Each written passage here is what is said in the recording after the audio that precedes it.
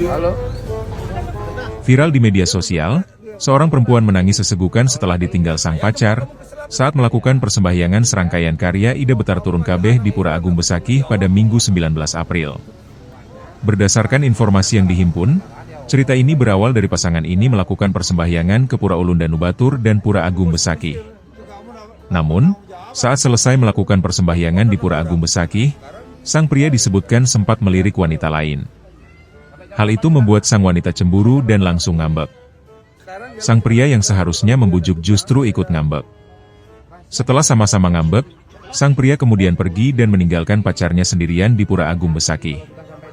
Kasih Humas Polres Karangasem, Ibda I Nengah Hartono mengungkapkan, perempuan tersebut ketemu dengan petugas kepolisian yang sedang berjaga di Pura Agung Besakih, sehingga langsung menghubungi pacarnya. Halo. Dia mau jemput nggak? Mau jemput nggak ke sini?